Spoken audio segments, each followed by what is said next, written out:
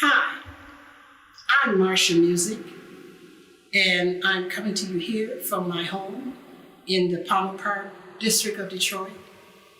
I'm here, and I will also mention that I'm here in front of a sign that says, there are Black people in the future. And I mention that in homage to Ingrid LaFleur, who was a pioneer in bringing the concepts and jubilation of Afro-Futurism to Detroit in many respects. So I thought I would mention that. Welcome to this special program for Science Gallery Detroit, a collection of performances in the spirit of Afro-Futurism by Detroit-based women. Today, we will hear from myself, Marsha Music, Cherise Morris, Jordyn Davis, Natasha T. Miller, and Kesswa. We hope that you enjoy.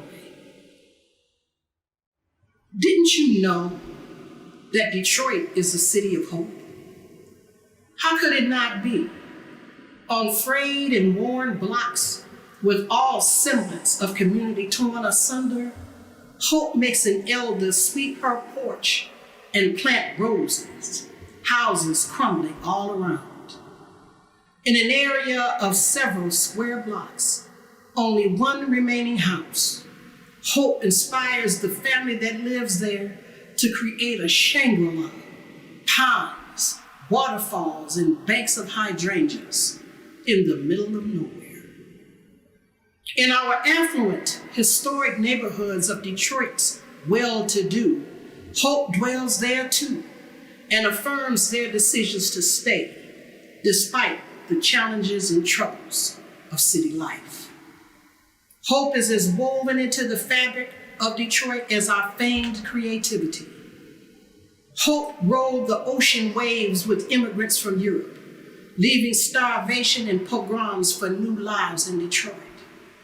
Hope came here with the enslaved up from the South, lived here with the enslaved of Detroit too. Hope flew across the river with those who fled to Canada and returned to run an underground train.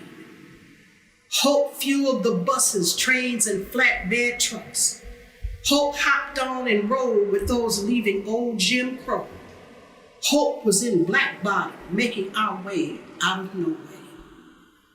When we arrived in new neighborhoods, hope beat back despair as the neighbors took up and left us there.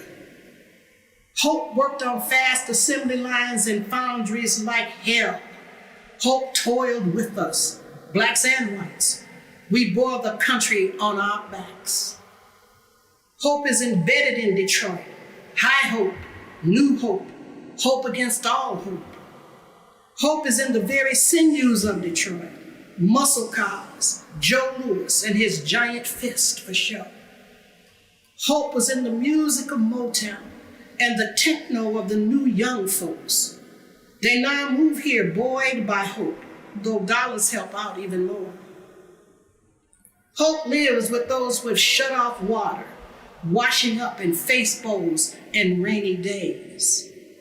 Hope moves with those foreclosed upon, trying to start anew another day. Now the death lion stalks Detroit, seeking lives to devour. Hope heeds its roar and walks by its side and pushes us forward regardless. The bereaved trust hope for celebrations of life in a future saner time. Families robbed of matriarchs, patriarchs, aunts, uncles, kids, bear the unbearable, yet they keep hope alive. Detroiters stay inside with hope, grateful each day death passes our door. Some walk around the city unmasked and up close, full of foolish hope. Survivors testify of the horrors they fought and won. They wrestle with the COVID demon and bear witness to hope that the rest of us will stay the heck inside. We are the people of hope in the city of hope. We held on to hope for such a time as this. Thank you.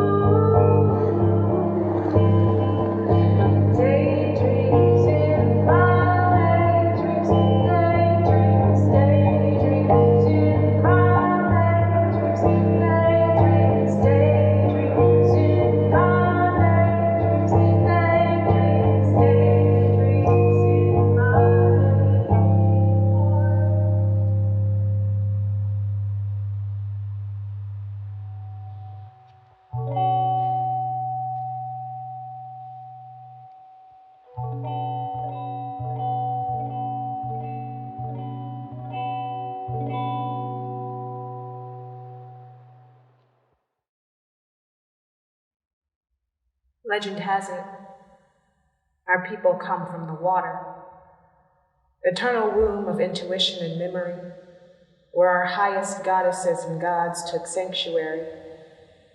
60% of the human body, the first home any of us have ever known, our righteous passageway back and forward. The water was the ontological depth from which we sprouted the fullness of our being, the thing which moved our hips and held the rhythms of our lives, the looking glass reflecting our rights and wrongs. The water was home.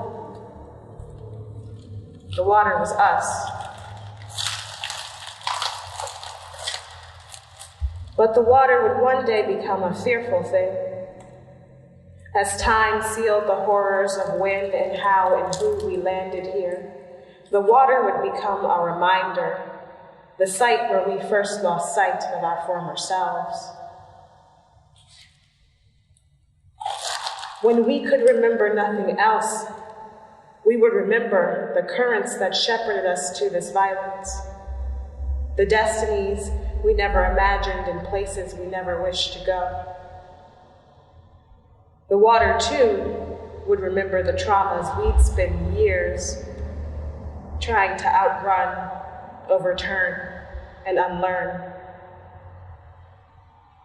The infinite basin echoing the heartbeats of this world, the water was the archive, keeping record of the cries, calls, names, and narratives that sank and drowned at its bottom with the passages of time. The water was perhaps the last one to know who we were, the precipice between our undoing and our becoming. The water would always know our triumphs, as kin to our pains.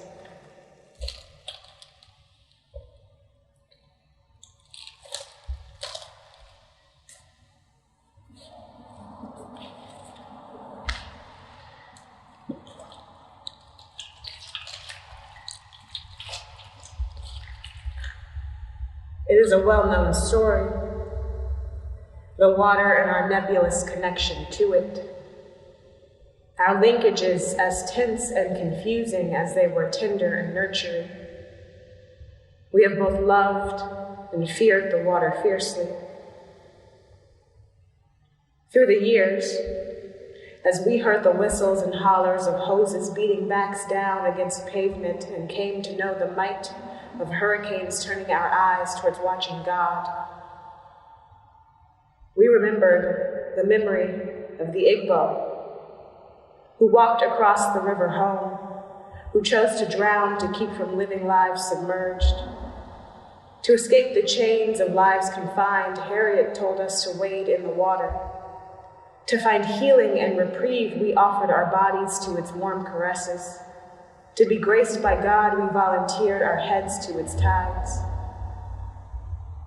But Lord only knows how many dead bodies were hurled off ship's deck, left to crash and rot among waves. How many of us gave in to the floodwaters? How many of us have suffered involuntary deaths by the many forms of drowning? And despite all this, and perhaps because of it, the river was always one of our last stops on the road to freedom.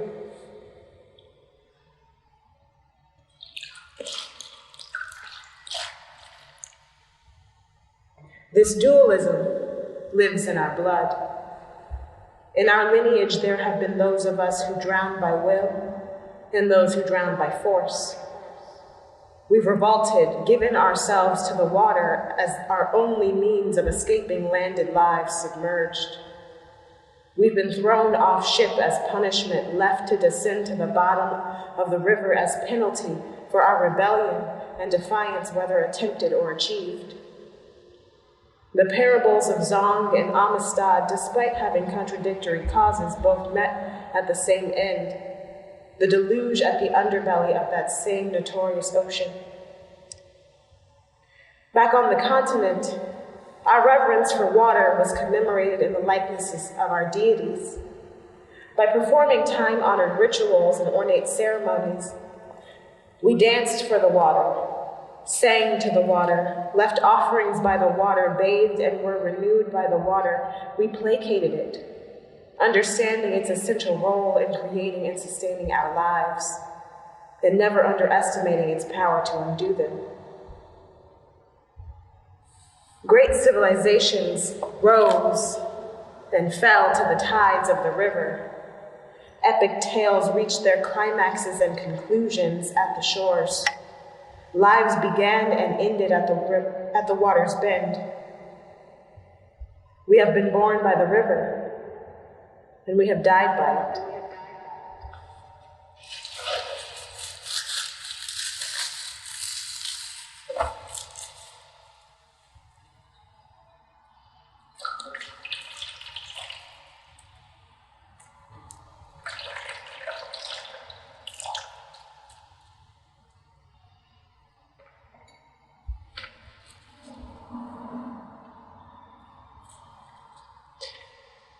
And from all I've read, it's important to stay hydrated when you're grieving.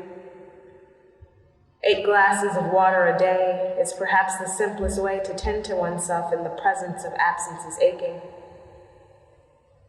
A salute to self-care. To soften the bowels, moisten those hard, rough edges, rinse the sorrows just enough to keep the heart beating. I suppose with the proper lubrication, anything goes down smoother. Pain is no different. When hope is momentarily out of sight, there's something in the water that gives us grace, helps us find some small sense of balance, and if not our grace and balance, at least the breath to hold on to ourselves, to stay with who we are despite bereavement's temptations to reckless abandon. But what did those mothers in Flint do? As they mourned the coming of the Reaper's legions, lives stolen too young from those to even grasp the wounding, like 10 shots to the heart, what did those women drink? How did they moisten their palates and drench their sorrows when the water was what they were mourning?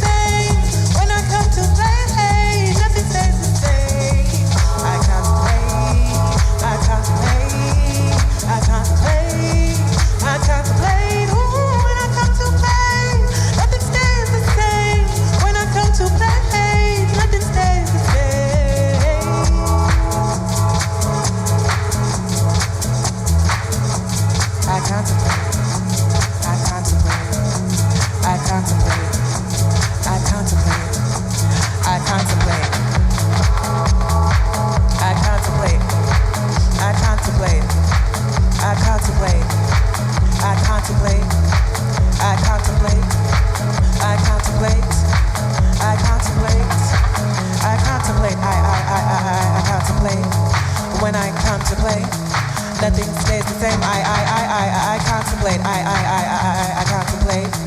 When I come to play, nothing stays the same. You contemplate. You contemplate. When you come to play, nothing stays the same. We contemplate. We contemplate. When we come to play, nothing stays the same. What if I say that I am scared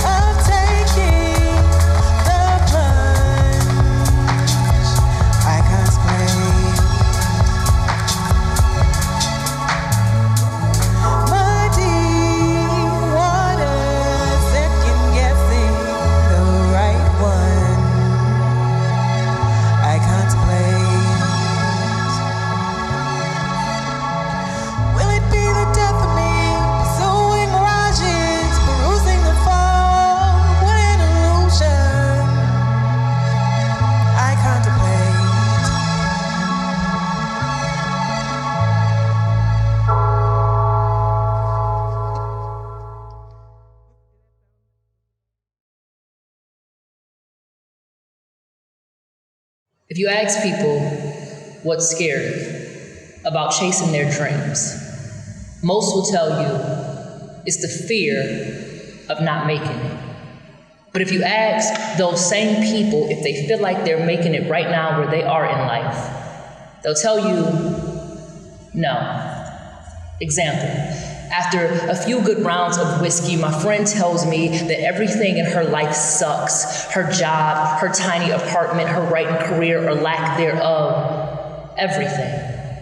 This woman, with scars for knees, testaments of how many times she's hit rock bottom and survived, sits in a bar crying, telling me about her failed life, while at the same time telling me that she's still scared of failing, which confuses me, but also makes me question, will we ever start to accept that failure is the sum of all the choices we are choosing not to make and not the ones we've made? When my city turned dark and into a playground full of ghosts, we stayed, climbed the poles, turned the lights back on ourselves, and made so much noise that the rest of the world had to come back to see what was happening. 2 days after my brother died, I peeled myself out of bed to go and teach poems to 10th graders, and a week later, a girl who had just lost her mother left a note on my desk that only read, "Thank you. Thank you." It was in that moment I understood success is not about money or a bottom line. Success is sometimes just the lifeline between your journey and how your story can inspire or save someone else. Tell me, how many times has it felt like winning has forgotten your number, and yet you still decided to not pick up the phone, to not dial yourself into a future you sit at your desk and dream about? Tell me, how many times does morning have to sound like a daily reminder that this is not the life you were supposed to be living, because that life is on the other side of the risk you are supposed to be taking. That life is on the other side of the bridge you've convinced yourself is too shaky to walk across. That life is tucked away in a box of decisions you've hidden behind your fears. Yes, chasing your dreams is scary, but it is also more fulfilling than dying with your own story stuck in your throat. Sometimes you have to do what is not easy. You have to put your fist in your own mouth and pull out the words you want this world to remember you by. Leave that tiny apartment of regret. Imagine that every chance you've taken on yourself will break your fall, and stop waiting. Stop standing still, hoping for the perfect opportunity to find you, because there is no time more perfect than now, no moment more yours than this one, no person more deserving of that life you want than you. If you are out, always wear a watch. When the unexpected hit from a pipe cracks up your skull like the punchline of a bad Tracy Morgan joke, look down at your wrist. Know exactly what time it was when God treated you like a joke. His bloody sense of humor has been waiting years to laugh at. When your father's fists leave your face all dark and cratered, you get up the next day. You wear the word faggot like an expensive pair of sunglasses, carry Sakia's gun, and your mouth shoot back at every homophobe that tries to ruin you with their words. Bring a fruitcake to every Christmas party you'll never be invited to. Tell the kid curious about your gender that you are not a boy or a girl. You were born a hate crime, an ant under a magnifying glass, a reason to be burned. You will be thrown off of airplanes for being in love, out of church for being yourself, banned from sports for being open, raped by the military to seem more American. They will cross streets to not share a sidewalk with you, die of thirst before drinking from a water fountain that you've used, throw cocktails through your colors, and D.L. Hughley will still say, this ain't no civil rights movement. Dying over being gay and picking cotton are not the same. So when you leave home, make sure your picture is exactly how you would like to be remembered, just in case you return as someone else or not at all. And when the footsteps behind you start to get closer and the ground starts to sound like a gun range, you open your arms like your back is a bullseye and a god is the target. Imagine death, a comedy club. You'll soon headline each bullet, an inside joke told just to you. The day after the dead dies, it's a family reunion. The day after the dead is buried, it's a death. And you have to go to work tomorrow. Because bereavement days last the same amount of time, whether you just buried your dog or your only brother or lost them both and buried them right next to each other and you have to iron your clothes now. When they can no longer see your wounds, they expect for you to no longer look like shit. The obituary is already wrinkled. You start to feel like you should be straightened out by now. It's not like they just died yesterday. It's not like people are still calling to see if you are okay. You should be able to rest now. You're not dreaming about them no more. Because even the dead can feel when they are old news, when their sons have stopped asking when they are coming back home. The rest in peace t-shirts are too faded to remember who you were remembering. Who were you remembering? How long has it been since their profile became just another picture at the bottom of a police file, since their dirty clothes at the bottom of your hamper stopped smelling like all the trouble you tried to pray them away from? How long has it been since your friend stopped by the house with flowers for your mother, listened to you repeat the same stories, laugh and engage as if it was the first time they've heard that name in years? How long has it been? How many days does it take for death to stop feeling like a family reunion, for you to feel alone, like an only child, like you've lost something you love, and you can feel it now?